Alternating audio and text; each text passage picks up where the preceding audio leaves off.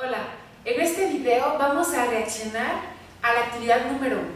Para ello hemos decidido analizar de manera general las respuestas que ustedes han producido y nos hemos organizado de la siguiente manera. Sí, hola, buenas tardes. Nos hemos organizado en 3 temas. El primer tema es de modelización, que vamos a discutir en esta reflexión, y para ello utilizaremos como ejemplos las respuestas que dieron a las preguntas 1 y 2. El segundo tema es sobre la noción de praxeología y utilizaremos como ejemplo las respuestas a las preguntas 3 y 4. Finalmente, el tercer tema es acerca del discurso, tanto matemático como no matemático, y para ello utilizaremos como ejemplo las respuestas que dieron a las preguntas 5, 6 y 7. Los dejamos con Erika, quien hablará sobre el tema de modelización. Las preguntas 1 y 2 hicieron referencia a la modelización matemática.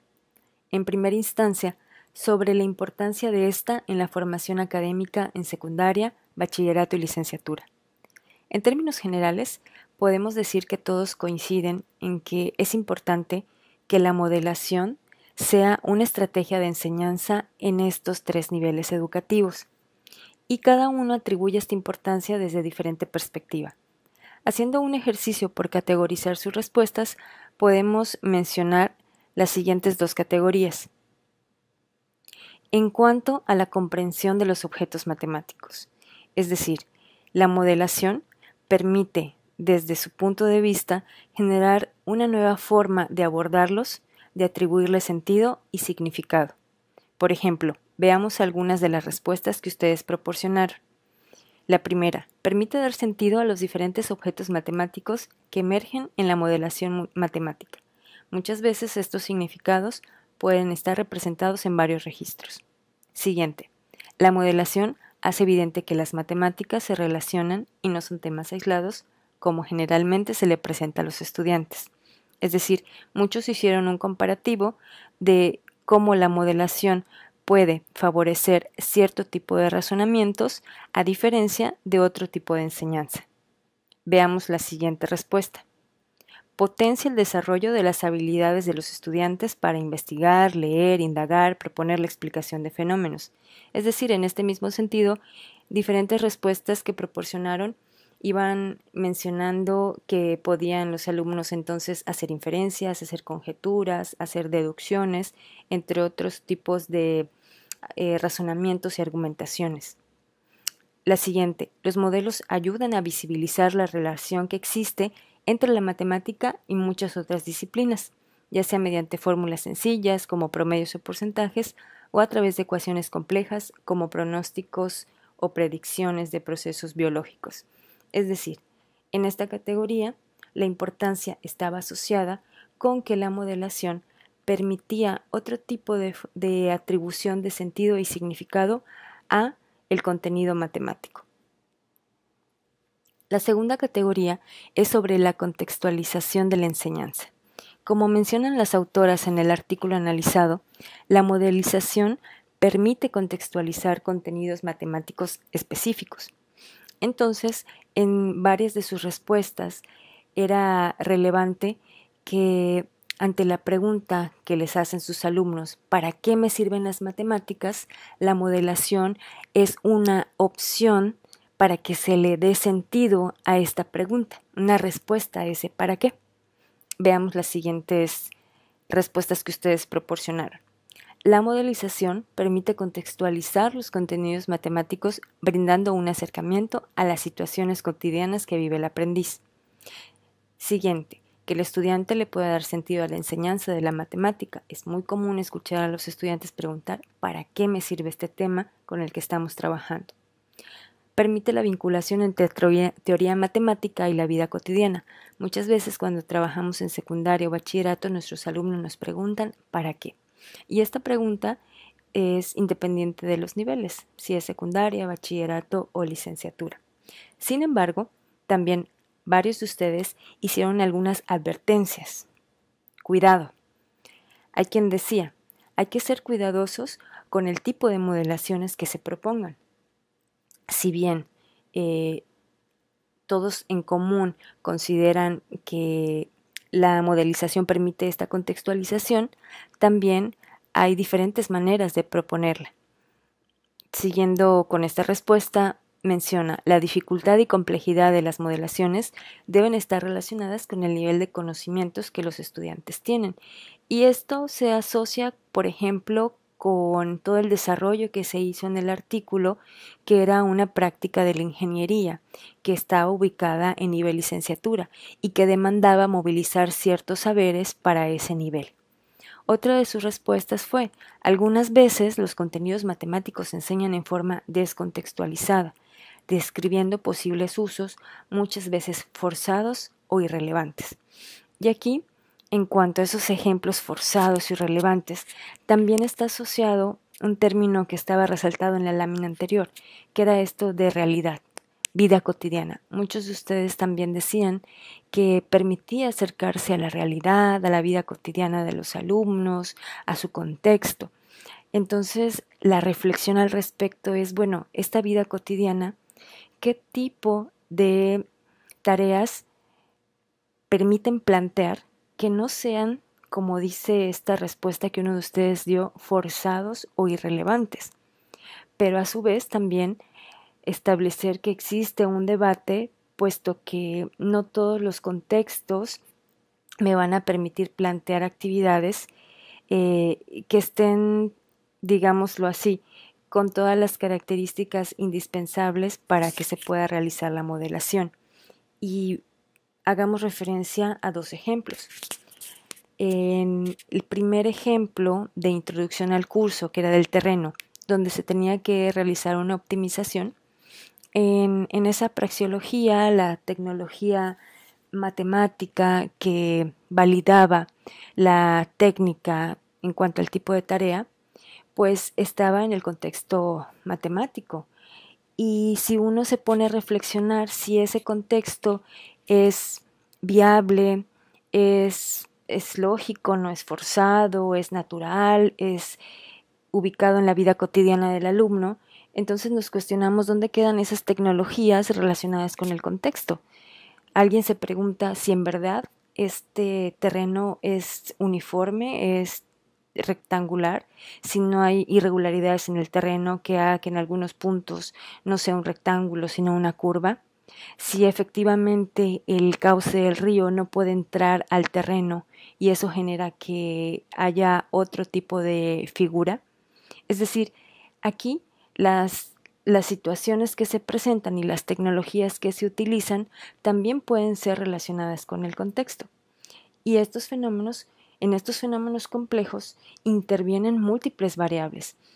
Haciendo referencia al artículo en el que se realiza el análisis praxeológico del método de separación ciega de fuentes, pues hacer una modelación de este fenómeno es complejo por las múltiples variables que determinan el modelo matemático. Entonces, la modelación no se realiza de manera lineal, de manera transparente, ni tampoco es un proceso trivial. Esta reflexión es importante en cuanto entonces a la relación con la vida cotidiana, los ejemplos que son plausibles o aquellos que ameritan otras construcciones de conocimiento.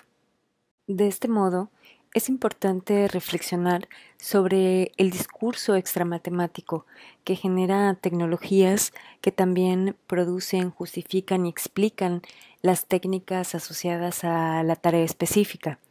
Es decir, no solamente las tecnologías matemáticas que se refieren a saberes matemáticos y que se ubican en un contexto intramatemático proveen de todas las validaciones a las técnicas, sino también el contexto extramatemático en el que se generan discursos, producen esos criterios también de validación. En ese sentido, la siguiente pregunta hacía reflexionar con respecto a la vinculación entonces entre estos dos contextos, el intramatemático y el extramatemático, a través de la modelación. La modelación matemática favorece la relación entre un problema matemático y uno de la vida extraescolar.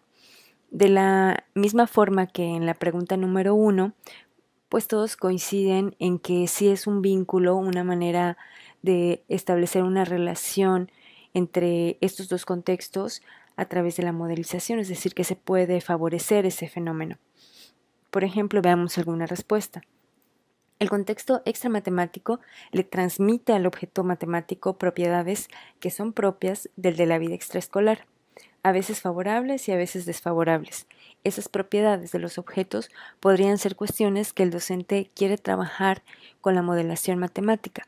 Esto no significa que en la clase no puedan surgir cuestiones con las que el docente no pensaba trabajar. Y aquí, bueno, la reflexión está nuevamente en que pueden ser múltiples variables las que intervienen en un fenómeno. Estas variables pueden estar determinadas por ese discurso extramatemático que hace que unas se consideren que se pueden manipular para el modelo matemático, incorporar nuevas, quitar algunas porque no tiene sentido en el contexto pensar en esta variable cuando no afecta, o añadir otras porque es necesario hacerlo. Veamos otra respuesta en la misma orientación. Dice, el problema extramatemático estimula la utilización de otras herramientas de solución que no necesariamente coinciden con él en dominio. En muchas ocasiones se tocará la puerta del dominio matemático para obtener dichas herramientas, pero la construcción de estas supone resolver un problema matemático particular, cuya solución tendrá validez únicamente si funciona para resolver el problema extramatemático. En esta respuesta lo que observamos es que asocia a la modelación como una forma de establecer una vinculación, pero en dos sentidos, ¿no? Tanto que el problema extramatemático, o que lo que ocurre en el contexto extramatemático determina herramientas de solución, pero que una vez que se tienen ciertas respuestas, o una vez que se soluciona de cierta forma o se resuelve la tarea, esta tiene que tener validez en ese problema extramatemático. Entonces, en ambas direcciones se da esta vinculación entre el contexto intramatemático, el contexto extramatemático, y resaltar la importancia de ambos discursos que se generan y que uno favorece el otro y viceversa. Bien, con esto se concluye la reacción a las primeras dos preguntas y continuamos con las siguientes. Bien, la noción de praxeología tendría que ser usada para responder las preguntas 3 y 4. He considerado algunos ejemplos de sus tareas para mostrar cómo esta noción puede ser utilizada de manera general y cómo las precisiones en el uso de las componentes nos darían la oportunidad de conocer detalles y características de la actividad de modelización matemática. Para ello elegí primeramente esta respuesta a la pregunta 3 en una de las tareas. Notemos pues que aquí la tarea que aparece es, dados dos puntos en el plano cartesiano, calcular la distancia entre ellos. ¿Sí? Esta tarea vamos a analizarla en un segundito más. Primero voy a hablar de la técnica. Notemos que la técnica de manera general pues se presenta sin considerar puntos específicos, es decir, se habla de punto 1, punto 2, x1, y1 de coordenadas generales, y lo que se busca pues es determinar la distancia entre dos puntos. Y después aparece aquí una fórmula general. Entonces, esta es una técnica que podríamos llamarla técnica tecnológica, en el sentido que permite resolver un tipo de tareas, ¿sí? Y finalmente se presenta esta tecnología que dice el estudiante debe, fíjense bien, el estudiante debe conocer, desarrollar y aplicar los conceptos de suma y subtracción, así como de raíz cuadrada, pero parece como que en esta praxeología aquí apareció el estudiante que no estaba ni en la tarea ni en la técnica. ¿Qué podemos pensar de esta respuesta? Primero, yo diría, esta tarea es una tarea o un tipo de tarea. La diferencia entre tipo de tarea y tarea es la generalidad. Dados dos puntos en el plano cartesiano, calcular la distancia. De hecho, yo lo plantearía al revés, ¿no? Calcular la distancia, porque esa es la acción en un verbo en infinitivo, dados dos puntos en el plano cartesiano, P1, P2. Pero para mí esa no es una tarea, es un tipo de tarea, porque nos permite resolver todas las tareas donde yo dé dos puntos. punto 47, el punto menos 28, el punto 07.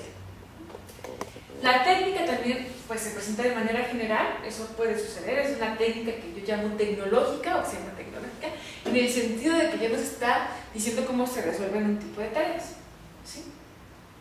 Pero aquí lo que me parece que tendríamos que reflexionar es de qué técnica es esta tecnología, o mejor dicho, de qué tecnología, o esta tecnología, a qué técnica está producida. Cuando uno ve aquí que aparece el estudiante debe conocer, desarrollar y aplicar, no, porque estamos aquí hablando de una actividad matemática. Y esa actividad matemática puede ser resuelta por el estudiante, por el profesor, por el matemático. Creo que aquí lo que debería de aparecer sería tecnología matemática o tecnología esa técnica, el teorema de Pitágoras en el sentido que esta formulita, ¿sí? Para poderla producir necesitamos el teorema de Pitágoras, tendríamos que reconocer las propiedades del plano, ¿sí? O del espacio R2, incluso podríamos hablar de que esto es una métrica del espacio que nos permite calcular esa distancia. Si la tecnología que está aquí, por cierto, se parece al teorema de Pitágoras, tendría que precisarse de esta manera para llevarla al terreno matemático, porque estamos aquí analizando una praxeología matemática, no una praxeología del estudiante. Bien. Pongo aquí otra tarea, una respuesta que apareció. Aquí sí nos aparece el tipo de tarea, comparar el volumen 2 con los rectos. También, esa sí es general, uno de igual a la mitad, uno de altura igual a la mitad del otro, determinando el valor de dichos volúmenes. La tarea hallar el volumen de 2 conos rectos. Sin embargo, aquí falta precisión en la tarea. ¿Cuáles son esos 2 conos rectos? ¿Cómo sé que falta precisión cuando empiezo a ver la técnica? Reconocer cómo se calcula el volumen de un cono recto con los datos que se dieron. ¿Dónde están los datos, verdad? Radio de la base 6, altura 10. Es decir, aquí sí tengo el tipo de tarea, pero en la tarea me falta esa precisión. Ahora, esa precisión es que en la tarea se ponía un poco antes el problema que se iba a analizar. Pero no se tiene que poner un poco antes, hay que ponerlo ahí en tarea. ¿Sí? La tarea es esta. Una copa en forma de cono mide 6 centímetros, etc.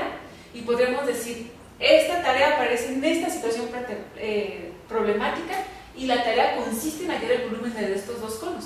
Pero si no ponemos esto justo en la tarea, no se va a entender. ¿Sí? Y luego se habla de la tecnología. La tecnología aparece de esta manera: volumen de un cono recto con altura h, pues tendría que ser fórmula para calcular el volumen, porque eso es lo que estamos presentando. ¿Sí? O sea, hacerlo de manera más académica nos permitiría comprender mejor este discurso.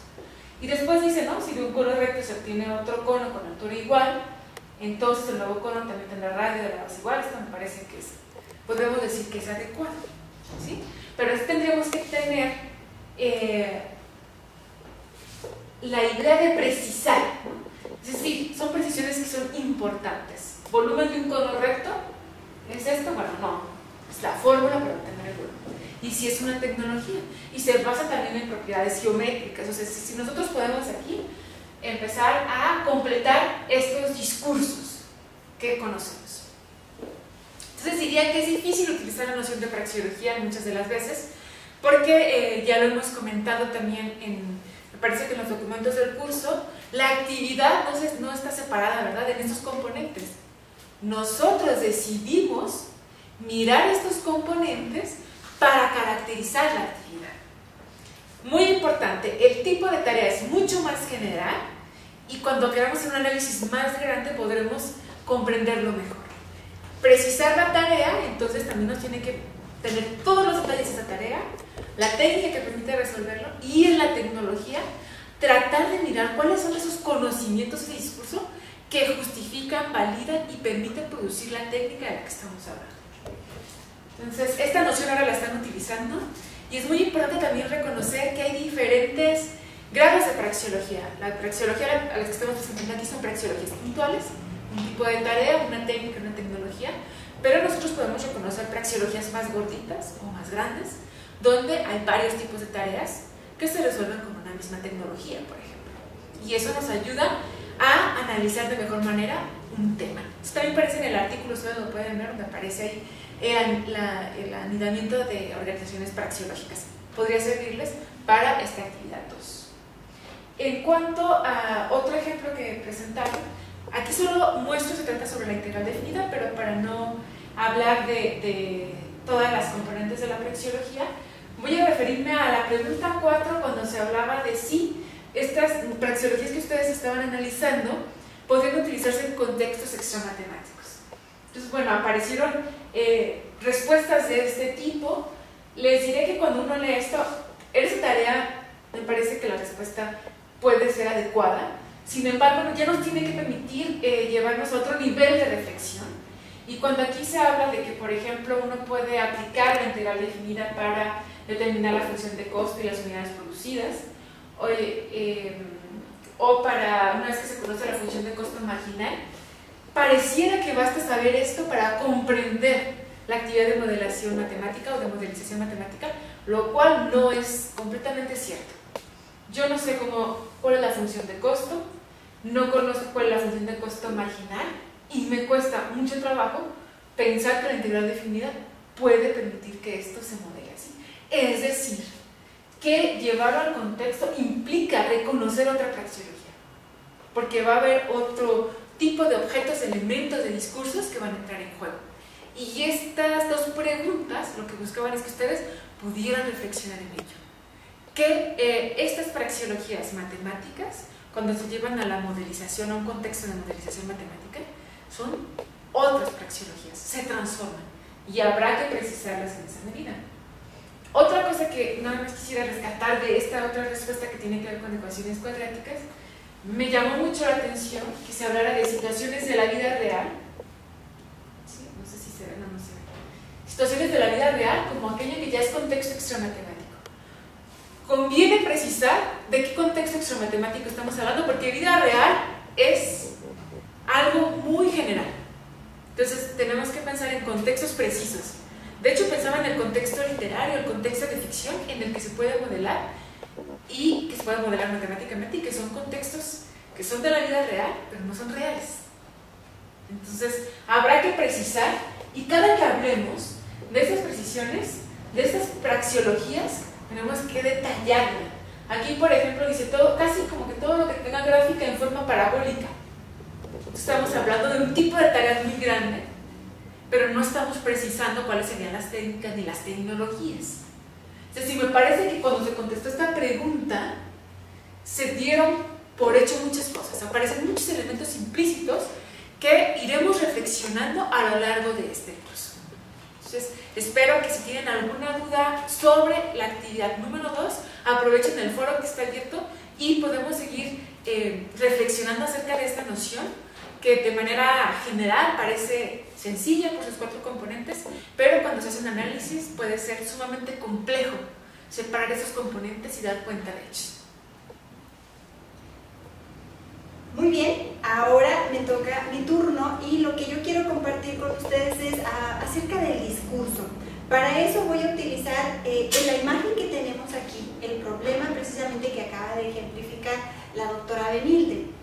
Pero yo lo quiero ejemplificar ahora desde el punto de vista del discurso matemático y no matemático. Veamos, este problema, ¿consideran ustedes que es de la vida real? Vamos a ver. ¿Existe una persona Carlos? Sí, puede existir una persona Carlos que pida una copa con agua. Puede existir incluso que pida la mitad y no más o no menos. Puede ser también que se moleste una persona porque no le sirvieron lo que él pidió. Pero el discurso que está en esta tarea, incluso en la técnica, es meramente matemático. Este es un clásico ejemplo de los que solemos usar para aplicar las matemáticas y para darle sentido a las matemáticas. No hay un discurso no matemático, ¿sí?, que sustente esta actividad. Realmente podemos vivir muy tranquilos pedir un vaso de agua y darme cuenta a ojo de buen cubero si me sirvieron la mitad o no. No necesito hacer un cálculo. Con esta actividad quiero ejemplificar de qué se trata el discurso no matemático. Creo que el matemático se ha entendido mejor que el no matemático. Vamos a ver. Para ello he hecho estas reflexiones. Primero quiero compartir 3 puntos que de manera general creo que ejemplifican cómo ustedes están entendiendo el discurso no matemático. Una idea que tienen es que es una manera de contextualizar o integrar los resultados matemáticos en una tarea. Pero en todo caso, lo que el discurso no matemático contextualiza es la técnica matemática, pero no los resultados matemáticos. De hecho, los resultados solo se interpretan. Claro, se interpretan en términos del contexto, eso sería lo mejor.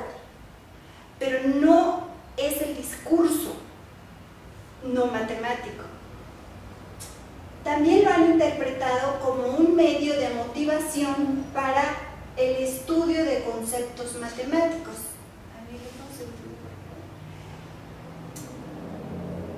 Es la tarea la que puede motivar ese estudio y no necesariamente el discurso no matemático. Una vez que tienes la tarea, entonces te preguntas por el discurso no matemático y matemático que ayuda a resolver esa tarea. En el ejemplo de la copa está la tarea y se ve claramente cómo el discurso que entra es un discurso meramente matemático. No hay un discurso no matemático que ayude a resolver esa tarea. Por lo tanto, consideramos que no es un problema de la vida real como nosotros lo estamos planteando.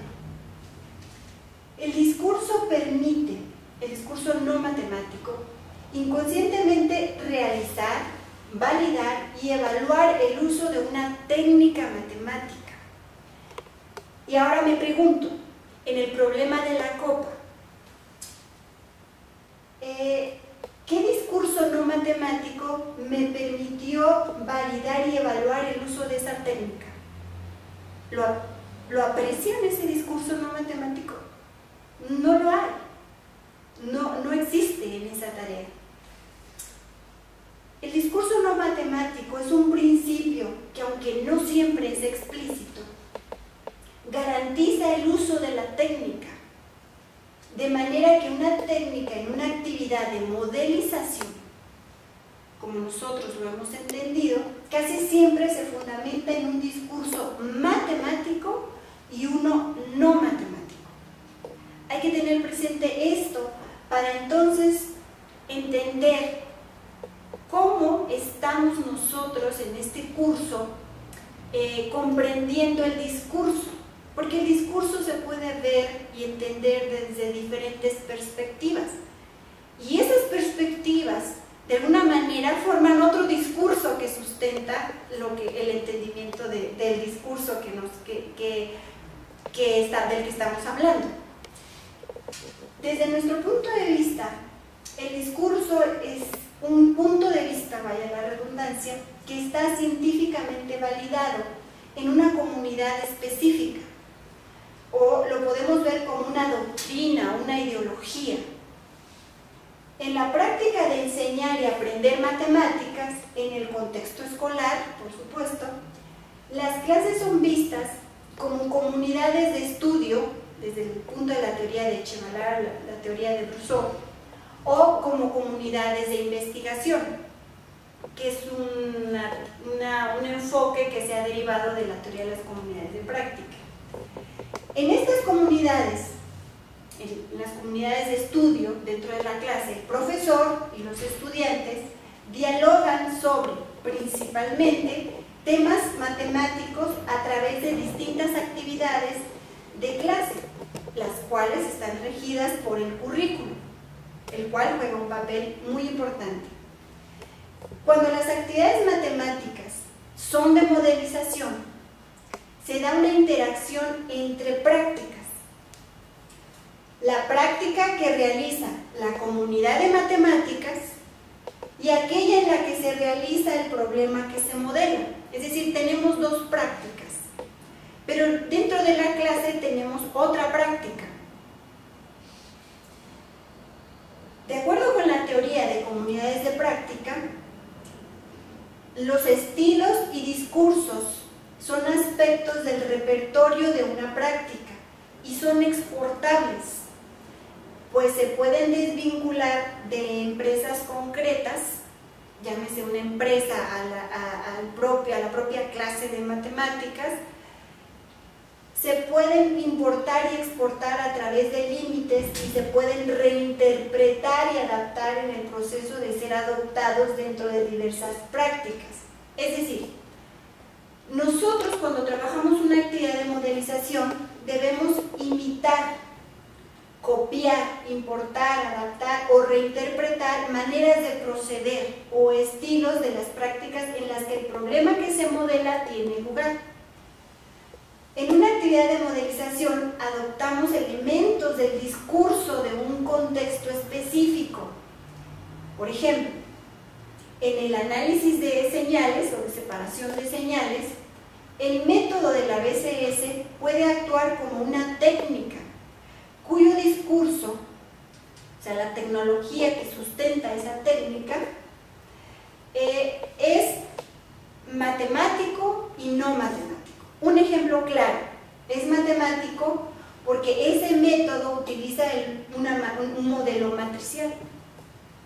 Y es no matemático porque el tamaño de la matriz no depende de lo matemático, depende de lo no matemático, es decir, depende del contexto donde se esté modelando, es decir, depende en este caso del número de sensores que se utilicen para captar las señales.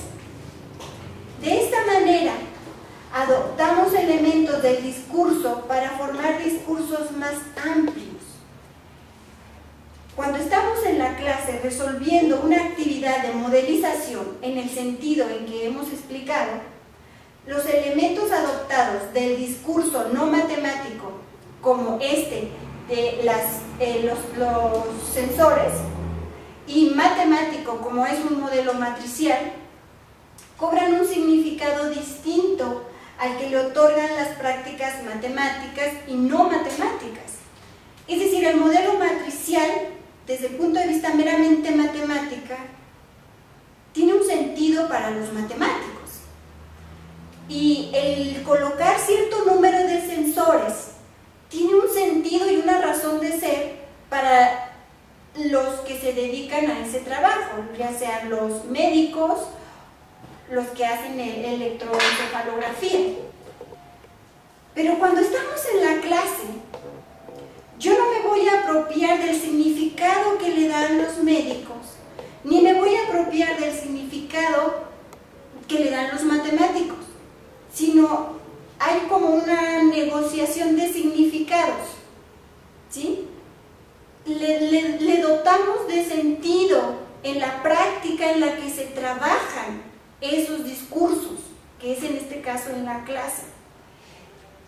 Por ello decimos que el discurso se integra a una empresa diferente, es decir, a la clase, y adquiere un significado distinto. En este sentido estamos entendiendo el discurso no matemático y matemático. Interactúan en una actividad de modelización, donde realmente se resuelven problemas que desde nuestro punto de vista son reales, tienen lugar en otras comunidades. En este caso ustedes vieron el del artículo, el método de la BCS, cómo tiene lugar en diferentes comunidades. Y cuando estamos en clase, nosotros vamos a utilizar esos discursos, porque como dice Wenger, esos discursos son exportables, pero en esa exportación se modifican los significados. Bueno, espero haber sido clara. De cualquier manera, pueden hacer sus comentarios para hacer precisiones. Gracias. Bien, pues esperamos que nuestro video haya sido de su interés, haya clarificado algunas ideas y sea de utilidad para continuar con la actividad 2 y las subsiguientes. Como verán, nuestro discurso principal en torno al cual gira este curso es, por un lado, el uso de la teoría antropológica de lo didáctico y, por otro lado, la teoría de comunidades de práctica. A Benilde, nos gustaría que nos profundizaras un poco sobre esta teoría. ¿Por qué esta teoría en este curso? Bien, para mí resulta ser una teoría fascinante, pero en el curso tiene varios objetivos que esperamos que se estén cumpliendo. Uno de ellos es mostrar, ¿no? poner a disposición de ustedes herramientas teóricas que permitan el análisis de la actividad humana. Hay dos nociones fundamentales con las que estamos trabajando, una que es mucho más explícita que la de praxeología. Praxeología puede traducirse como actividad, es decir, cuando yo identifico una praxeología estoy identificando y caracterizando una actividad. Puede ser matemática, puede ser de modelización matemática, puede ser didáctica. De repente va a entrar, como el ejemplo que mostraba, de repente entra una tecnología que es didáctica, tiene que ver con cómo yo estoy aprendiendo a modelar, ¿no? O cómo yo estoy aprendiendo a calcular la distancia entre dos puntos, pero no a la praxeología matemática. Entonces, praxeología, que es la noción que me permite analizar y caracterizar la actividad. Y la de institución, que aparece de manera más implícita, de alguna manera, no la hemos destacado, pero cuando hablamos de lo matemático, estamos hablando de la institución matemática, de esas reglas que rigen la actividad matemática. Cuando hablamos de lo no matemático, en este caso BSS, estamos hablando de la institución de análisis de señales, que puede ser la institución de análisis de señales en la enseñanza, cuando formas futuros ingenieros, o los ingenieros profesionales que ya la utilizan, que producen conocimiento dentro de esa institución y de esa disciplina. Esto nos está permitiendo caracterizar y controlar. No es lo mismo que alguien nos diga, yo estoy viendo si la matemática se aplica en la vida real. ¿Quién sabe qué es vida real? ¿Quién sabe qué es matemática? ¿Dónde están esas fronteras? ¿A qué hacen referencia? En este caso, nuestra frontera la define la institución en ese sentido. La institución matemática como disciplina, o la institución matemática escolar, o la institución clase de matemáticas. Va a ser, como tú lo dijiste, cada una distinta y va a apelar a discursos diferentes, ¿no? Y luego, pues también pueden ser instituciones que están fuera de la escuela, ¿no? Como es la de la práctica de ingeniería, donde aparece la BSS. Estas dos nociones nos están permitiendo caracterizar por ahora la actividad de modelización matemática, y después veremos que nos van a permitir reflexionarla didácticamente, que va a ser súper interesante, lo van a ver ustedes. Y bueno, decirles que estamos súper contentas por este arranque de curso, por esta aventura académica que bueno, nos hace disfrutar mucho, pensar, reflexionar y compartir con ustedes. Los foros, el correo, todos los medios que ya conocen, no dejen de utilizarlos para entrar en contacto con nosotras y seguir pues haciendo de este curso una oportunidad para compartir, para reflexionar y para construir paso a paso una comunidad de estudio. Muy bien. Por último, nada más me gustaría enfatizar en la importancia del uso de la teoría de la noción de praxeología en este sentido. Cuando estamos resolviendo una actividad en clase y consideramos que es una actividad de la vida real, o mejor dicho, una actividad de modelización, pregúntense, esta es la tarea, esta es la técnica. Pregúntense si esa técnica está respaldada por dos tipos de discurso, el no matemático y el matemático. Si ustedes ven emerger solo el matemático, ahí hay un problema. Ahí hay un problema de que esa actividad puede que no sea una actividad de la vida real o una actividad de modelización. Bueno, muchas gracias.